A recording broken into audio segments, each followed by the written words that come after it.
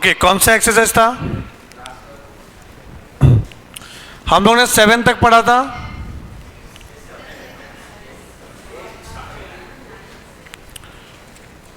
Application of derivative, maxima minima हो गया था अपना। क्लास वर्क 4 है क्या? कौन सा है बताओ? Yes, class work 4। मीन्स आपके गवर्नमेंट टेक्स्ट बुक के हिसाब से 4.4।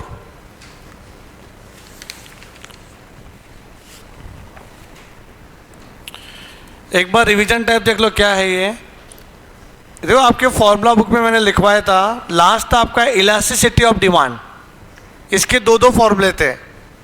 एक क्या था? Minus P upon D, D D upon D P, और एक था R M equal to R A 1 - 1 upon elasticity of demand.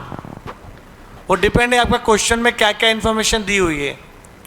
Question में सिर्फ डिमांड फंक्शन दिया रहेगा तो वो तरीके से कुछ और करना पड़ेगा। ठीक है,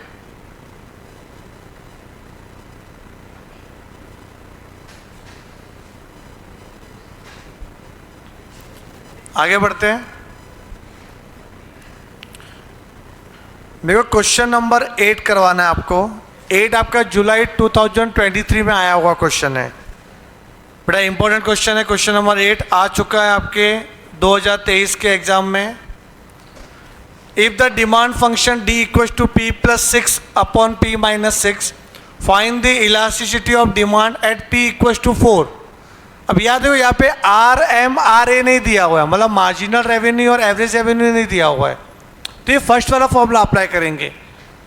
पूछा गया है इलास्टिसिटी ऑफ डिमांड, फॉर्मूला क्या अभी मैंने बोला? Minus P upon D of D into derivative of demand. तो ये डिमांड फंक्शन दिया हुआ है, इसका करना पड़ेगा डेरिवेटिव। तो question number 8,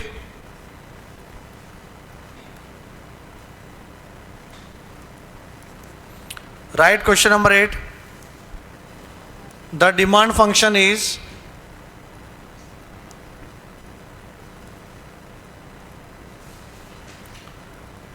D equal to P plus 6 upon P minus 3। तो derivative of demand with respect to क्या? यस, राइट साइड में क्या है? पी वेरिएबल है, तो जो राइट साइड में रहेगा उसको विथ रिस्पेक्ट टू करेंगे अपन। तो ये तो बेटा u अपॉन वी वाला ढांचा बन गया है राइट साइड में। तो आपको u अपॉन वी वाला रूल अप्लाई करना पड़ेगा। v differentiation of u minus u differentiation of v divide by v square. तो बताओ मेरे को यहाँ पे p minus 3 derivative of u minus u derivative of v whole divide by v का स्क्वायर।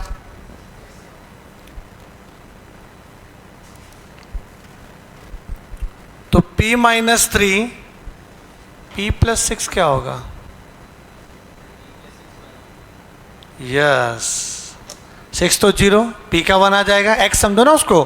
फिर माइनस p प्लस 6, इसका भी क्या आएगा 1 अपॉन p माइनस 3 का स्क्वायर।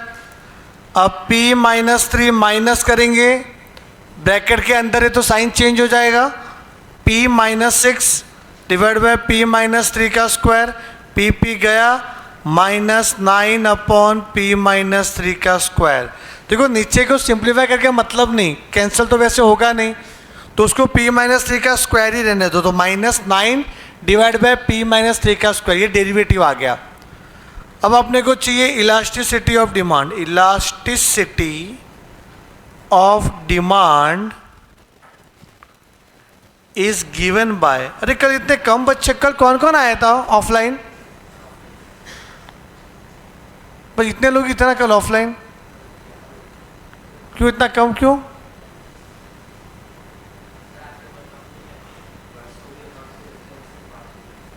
हाँ, मैं अकाउंट्स का लेक्चर देख रहा था तभी। क्यों ऐसा? क्यों अटेंडेंस क्यों ऐसा कम क्यों हो रहा है धीरे धीरे?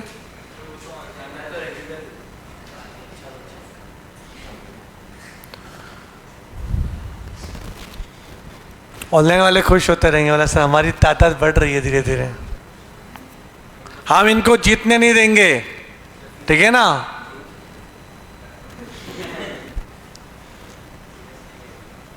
जाने दो, उनका लाइफ है, उनको सीरियस होने दो।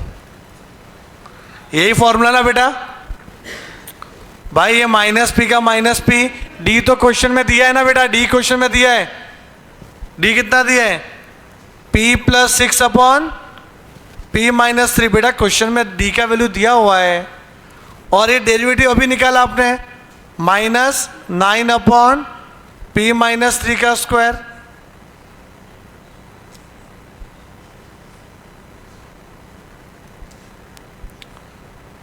तो ये माइनस p और माइनस 9 क्या होगा? Multiplication 9p, p plus 6 upon p minus 3 into, ये p माइनस 3 का स्क्वायर है ना, तो इसको दो बार लिख सकते हैं, ये कैंसिल हो गया। तो क्या आ रहा है? 9p divide by p plus 6 p minus 3। यह आपका इलास्टिसिटी ऑफ डिमांड है, लेकिन यहाँ पे कुछ और भी बोला है। अगर p का वैल्यू 4 रहेगा तो क्या आएगा? आप p के जगह पे 4 पुट करना है। क्या लिखता हूँ? When p equals to 4,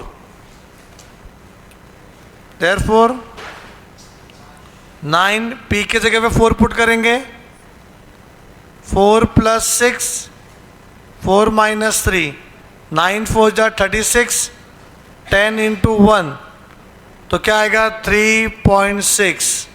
hence the elasticity of demand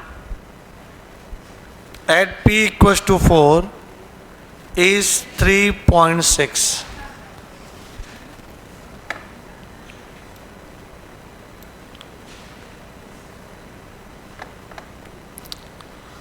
ये समझा? ये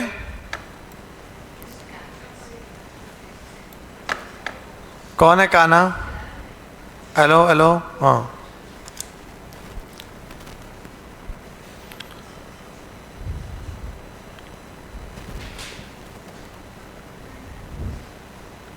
नाइन्थ वाला एकदम सेम क्वेश्चन है, आप प्लस ट्राई करो अभी क्या, अभी ट्राई करो। क्वेश्चन आ गया आपका, ये 9 किया आपने, बोलो। अरे क्वेश्चन नंबर 9 क्या था? Demand 2p plus 3 upon 3p minus 1। इसका निकाला डेरिवेटिव आपने, कितना है बोलो? माइनस 11 अपॉन 3p माइनस 1 का स्क्वायर आएगा। ओके, उसके बाद में इलास्टिसिटी ऑफ डिमांड में अप्लाई किया, minus P upon D, D की वैल्यू क्या है? 2p plus 3 upon 3p minus 1 into minus 11 upon 3p minus 1 का स्क्वायर। ये इससे कैंसिल होगा सिंगल, तो क्या आएगा? 11p अपॉन 2p प्लस 3 और 3p माइनस 1। यहाँ तक किया आपने।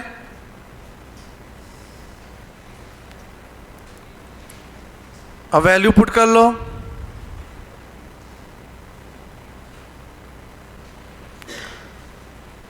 क्या पुट करना है? व्हेन p का वैल्यू कितना? व्हेन प्राइस, ओहो यहाँ पे तो प्राइस पूछा है,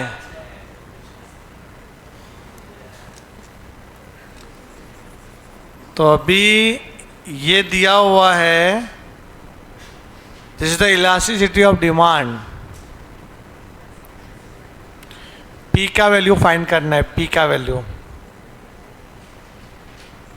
या लिखो when elasticity of demand equals to 11 upon 14। तो p निकालते हैं अपन, तो यहाँ पुट करो 11 अपॉन 14, 11p अपॉन, बेटा एक ब्रैकेट ब्रेक कर लो, करना पड़ेगा, ब्रेक करना पड़ेगा ब्रैकेट। तो 2p का मल्टीप्लाई दोनों में आएगा, कितना आएगा? 6p square minus 2p plus 9p minus 3। तो 11 अपॉन 14 इक्वल्स टू 11p, अच्छा ये 11 इधर कैंसिल हो सकता है ना, इधर ये कैंसिल हो गया, तो 1/14 equals to P upon 6P square plus 7P ना, 9P minus 2P 7P minus 3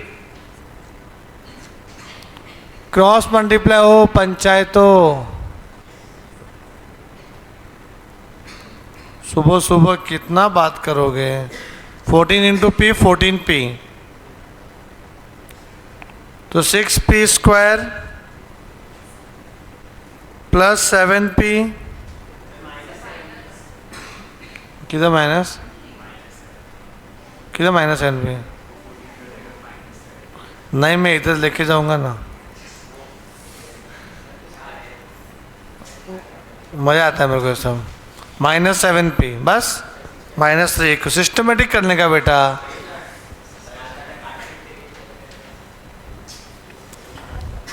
ओ पोलो, पोलो डोलो क्या है, पोलो पोको पोको।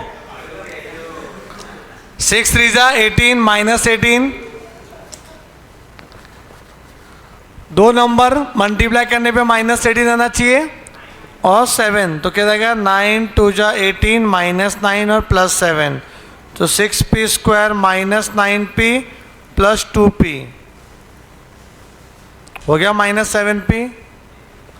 फिर इसमें क्या कॉमन आ रहा है 3P, तो 3P माइनस 3 3 जा 9 प्लस 1 कॉमन, 3 नहीं 2 आएगा ना इधर, 3 2 जा 6, यहाँ पे 2P माइनस 3, तो अभी कॉमन आएगा 2P माइनस 3, तो 3P प्लस 1 बचेगा, तो 2P माइनस 3 इक्वल टू 0 और 3P प्लस 1 इक्वल टू 0, तो 2P क्या आ जाएगा 3, तो P इक्वल टू 3/2, यहाँ पे -1/3, बट प्राइस नेवर भी नेगेटिव ना, तो यहाँ लिखना पड़ेगा therefore P equals to 3/2, why, since price is always greater than equals to 0। Okay, तो हम वही P चाहिए था, प्राइस 3/2 आ जाएगा। चलो कहाँ तक हुआ था अपना एक क्वेश्चन, ये कंप्लीट था, कोई डाउट तो नहीं इसमें, कैसे आया कि प्राइस हमेशा पॉजिटिव ही आना चाहिए। क्वेश्चन नंबर 10, बेटा क्वेश्चन नंबर 10 में क्या लिखा देखो, if the demand is given find the elasticity of demand. Simple है भी, क्या आपने डेरिवेटिव निकालना है, फिर P एक बार 5 रखना है और 2 रखना है और कमेंट भी करना है, वही elastic, in elastic, relatively elastic, unitary elastic. कितना है बताओ 10 का आंसर आपका,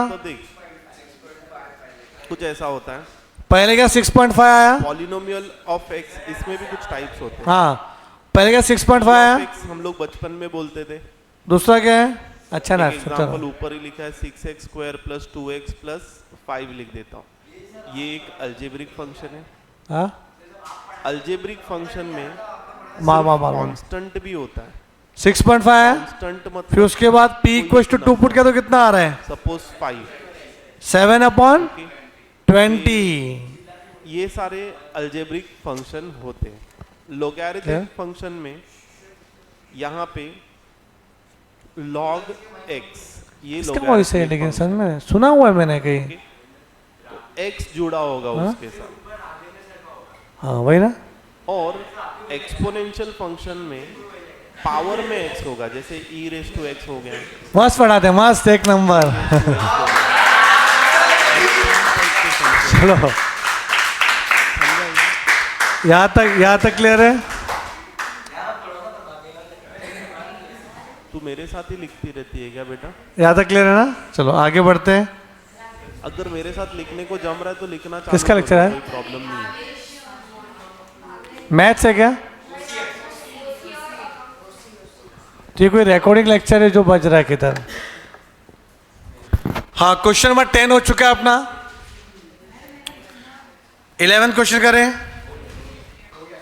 ये भी हो गया। देखो अच्छे बच्चे लोग कर रहे हैं, कि भाई सिंपल है, डिमांड फंक्शन वापस से दिया हुआ है और यहाँ पे P10 और P6 और कमेंट भी करना है। अच्छा, क्वेश्चन नंबर 10 में जो आपने कमेंट किया रहेगा, पहला जो आंसर जो आया 6.5 विच इज ग्रेटर देन 1 ना, तो क्या आएगा comment? The demand is elastic. ठीक है, उसके बाद यहाँ पे 7/20 आया था, तो ये क्या आ रहा है आपका वैल्यू?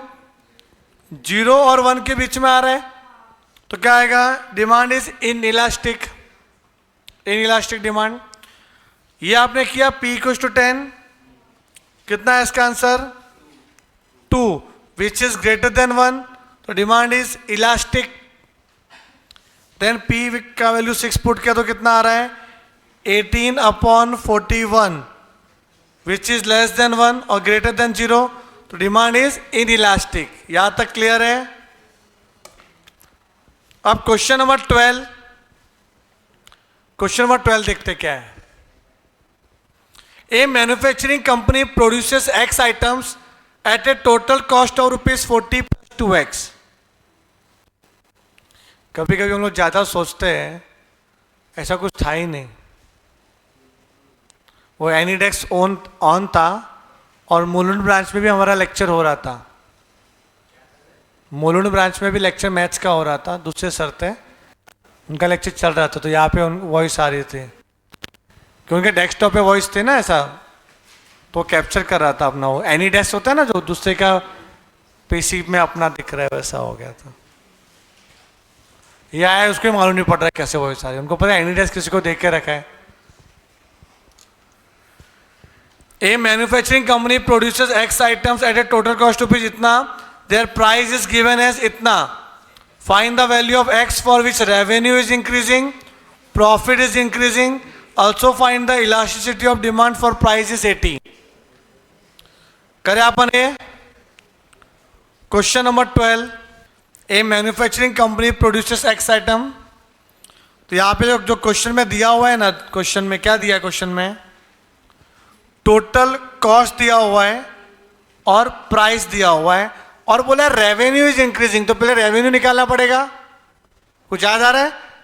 रेवेन्यू इंक्रीजिंग, तो पहले रेवेन्यू निकालो। प्रॉफिट इज इंक्रीजिंग, तो पहले प्रॉफिट निकालो। तो पहले फर्स्ट वाला पार्ट कर रहा हूं मैं।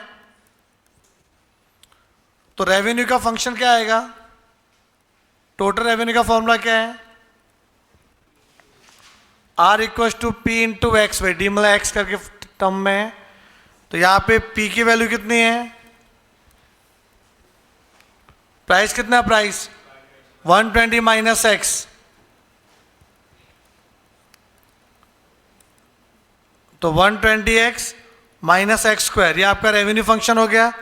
अब ये इंक्रीजिंग हो रहा है, तो इसका डेरिवेटिव निकालना पड़ेगा। मैक्सिमम मिनिमम में 2 बार निकालते डेरिवेटिव, यहाँ पे एक ही बार करते हैं अपन। तो derivative of R with respect to X, तो 120X का 1 - 2X, तो 120 - 2X, ये आ गया डेरिवेटिव। फिर लिखा if the revenue is increasing then dr/dx is greater than 0, तो 120 - 2x is greater than 0, तो 120 is greater than 2x, तो 60 आ जाएगा इधर। therefore x is less than 60, मतलब x का वैल्यू 60 से कम आप प्रोडक्शन करोगे, यूनिट बनाओगे, तो आपका रेवेन्यू इंक्रीज होगा। hence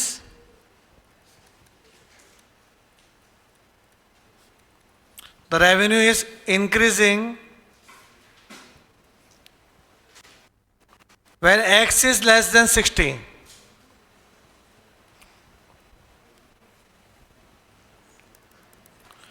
सेकंड बोला है प्रॉफिट इज इंक्रीजिंग। अरे जिसने लेट ज्वाइन किया देख लो, अपन ये कर रहे क्वेश्चन नंबर 12। 11 तक तो आपने कर लिया रहेगा आई थिंक। क्वेश्चन नंबर 12 क्या बोल रहा है? सॉरी, सेकंड क्या बोल रहे हैं? प्रॉफिट इज इंक्रीजिंग, तो पहले प्रॉफिट निकालना है। तो प्रॉफिट को पाई इक्वल टू याद आ रहा है R minus C, revenue minus cost, revenue कितना था ऊपर 120x minus X square, and cost function कितना है, क्वेश्चन में दिया है कॉस्ट फंक्शन 40 प्लस 2x,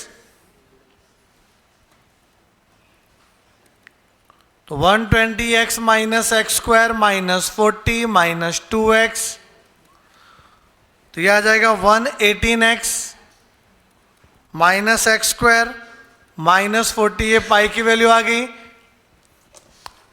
इसका निकालेंगे डेरिवेटिव, तो D pi upon D x, right side में x वेरिएबल है, 118 x का value 1, x square 2x minus 0, तो 118 minus 2x,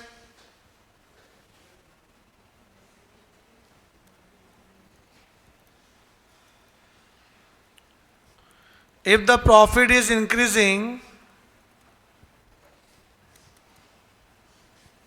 then derivative greater than 0,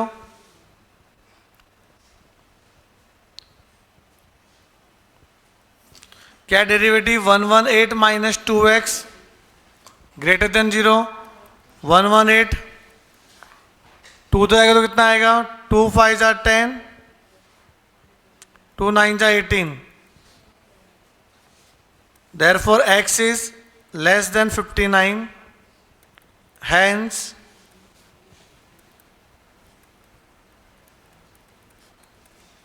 profit is increasing when x is less than 59.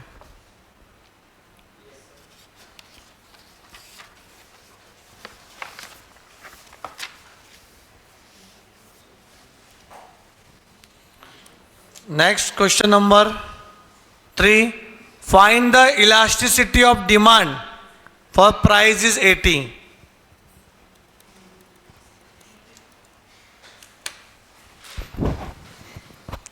यह आपको try करना है, देखते सोच पाते हो कि नहीं सोच पाते हैं, बहुत इंपॉर्टेंट है ये वाला, थर्ड वाला पार्ट।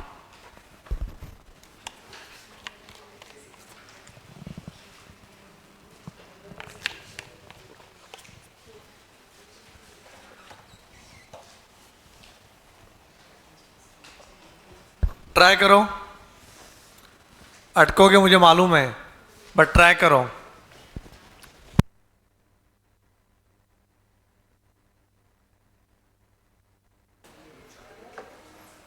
डिमांड फंक्शन ही नहीं, yes yes Viaan, demand function ही नहीं है, सो इलास्टिसिटी 2 आ रहा है, एक्स का डिमांड लेकर किया, ओ माइनस पी अपन, तो फॉर्मूला पता है, ठीक है सर, आप कर सकते हो third part, okay.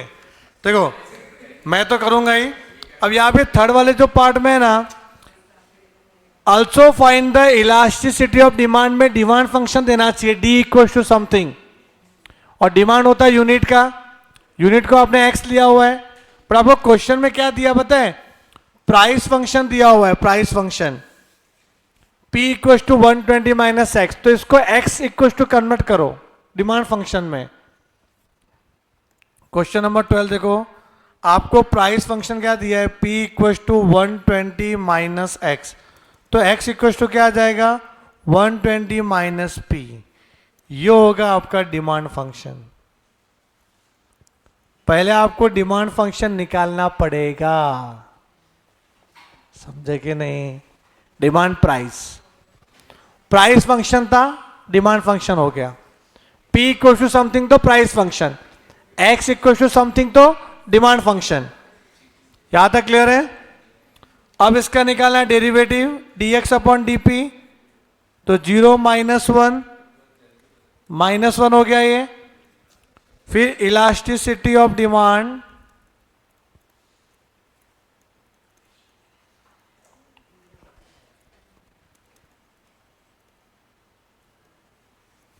is given by minus p upon x into dx upon dp,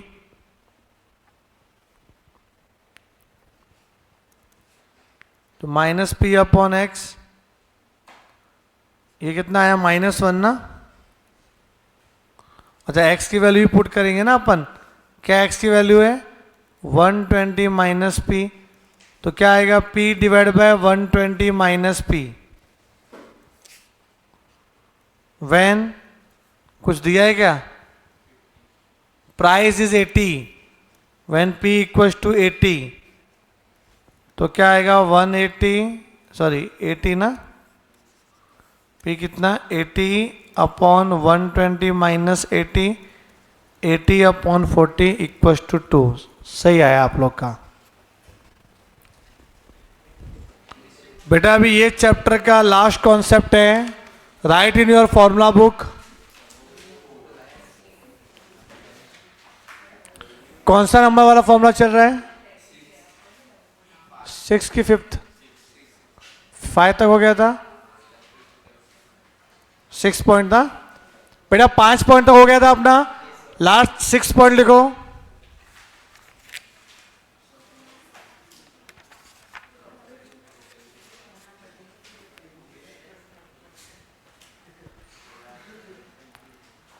marginal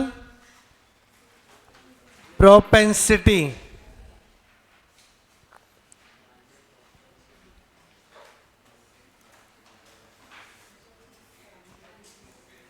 to consume and to save, दो होते हैं, marginal propensity to consume and marginal propensity to save.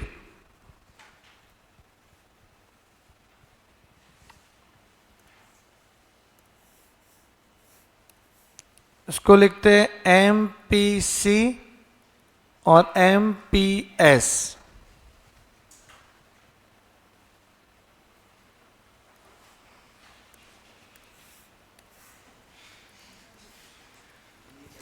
बेटा फॉर्मूला देखना है इसका, तो मार्जिनल प्रोपेंसिटी टू कंज्यूम का formula होगा, आपको डेरिवेटिव निकालना है एक्सपेंडिचर फंक्शन का, EC, जो एक्सपेंडिचर फंक्शन है, सी मतलब कंजम्पशन है, कंजम्पशन एक्सपेंडिचर, उसका निकालना है आपको डेरिवेटिव EC का, ओके। और मार्जिनल प्रोपेंसिटी टू सेव है ना, तो वहाँ पर मार्जिनल आया मतलब निकालना डेरिवेटिव, तो आपको डेरिवेटिव निकालना है सेविंग का।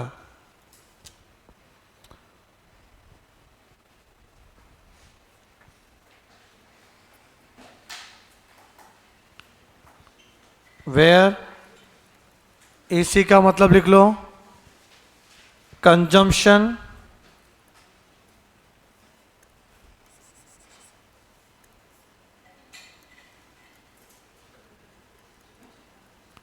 Expenditure,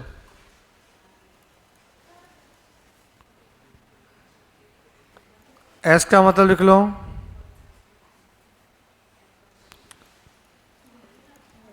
saving of a person.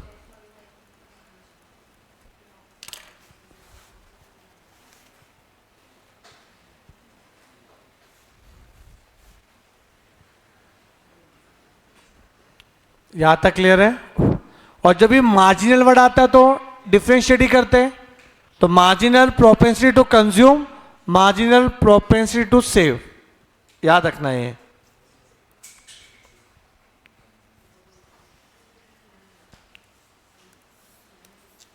फिर 7 लिखो,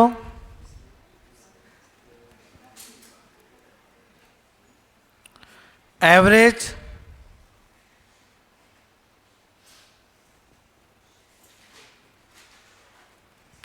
propensity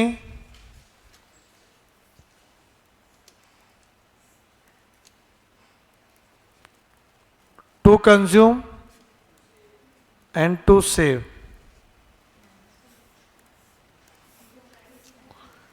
APC APS,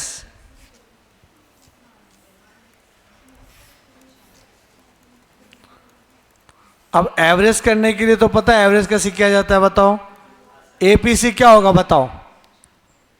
एवरेज करने के लिए no derivative, divide by X हो जाएगा, मतलब आपका जो एक्सपेंडिचर था कंजम्पशन एक्सपेंडिचर वो डिवाइड बाय एक्स कर लेंगे अपन, ये हो गया एवरेज। और सेविंग के लिए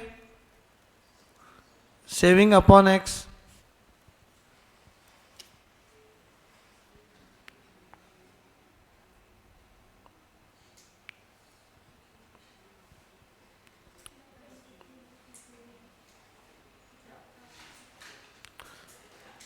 अब रिलेशन देखना क्या है,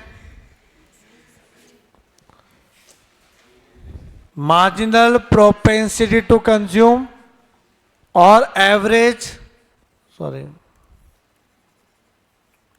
marginal propensity to save, consume and save दोनों मिलके 1 होते हैं, average propensity to consume plus average propensity to save equal to भी 1 होते हैं। ये दो रिलेशन आपको याद रखने पड़ेंगे। तो ऊपर है ना एम एम करके, दोनों प्लस करके 1 आता है।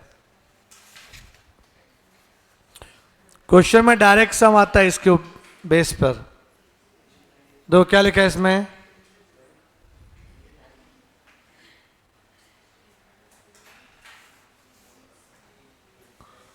Question number 13, find MPC. देखो एमपीसी लिखा है, फिर एमपीएस, एपीसी, एपीएस, ईसी दिया हुआ है, देखो ईसी दिया हुआ है, और आई कितना दिया 1000। Right, question number 13।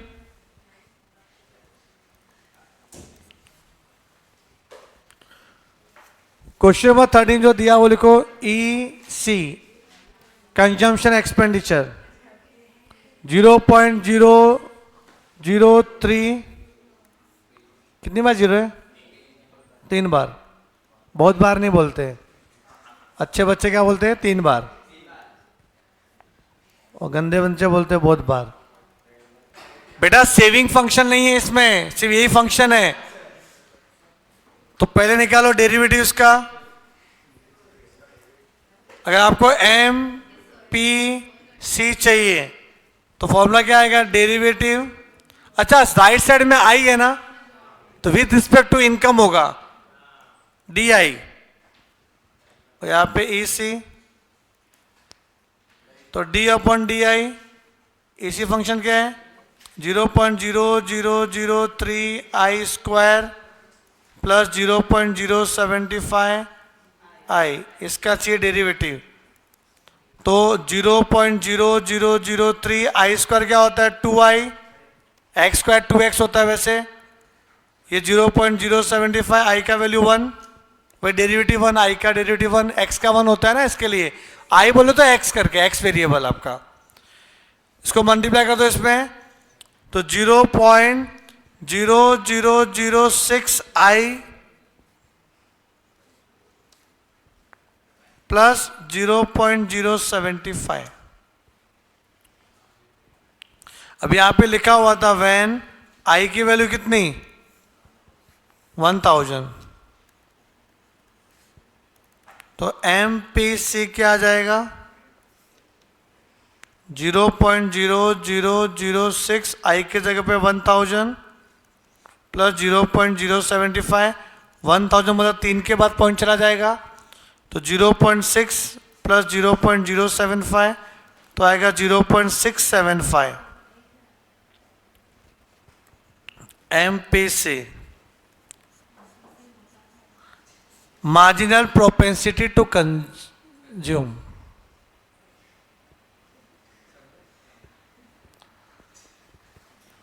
वर्ड बनाया मार्जिनल प्रोडक्ट कंज्यूम, जैसे मार्जिनल डिमांड,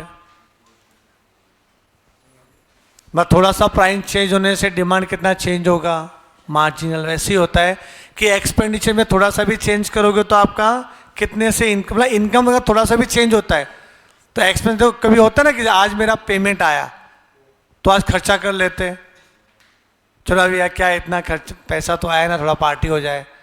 तो थोड़ा सा भी इनकम बढ़ता है तो आपका खर्चा कितने से बढ़ेगा आपका, वही सब बोलना चाह रहा है और कुछ भी नहीं। और आपको डायरेक्ट क्वेश्चन आता है एमपीसी क्या है, एमपीएस क्या है, क्या ये गिफ्ट है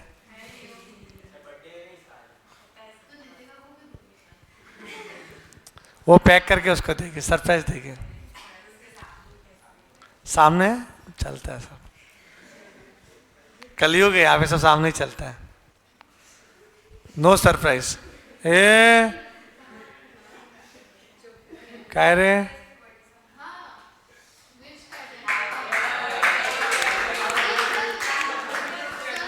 हैप्पी बर्थडे।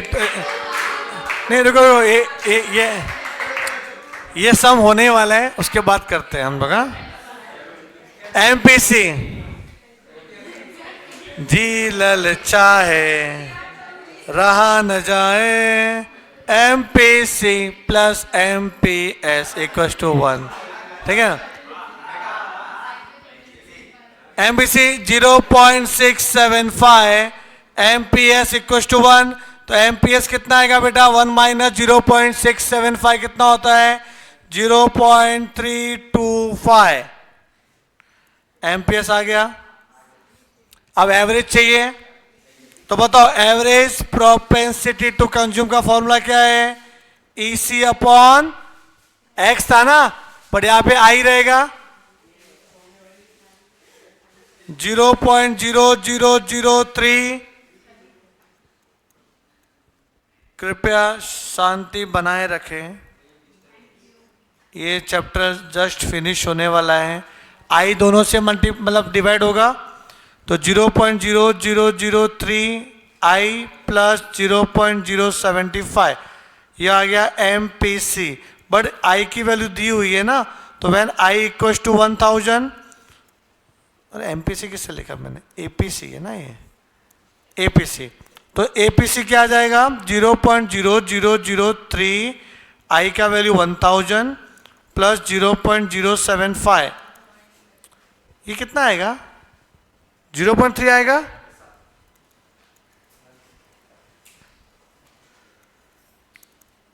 .375 एपीसी। फिर लिखने का ऐसा APC plus APS equals to 1, 0.375 plus APS equals to 1, तो एपीएस कितना आ जाएगा?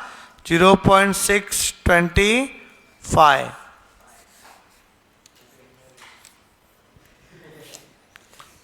हाँ हाँ, सिंपल है ना इसके लिए, तो सिंपल था कि नहीं? ये 2022 में आ चुका है बेटा बोर्ड में।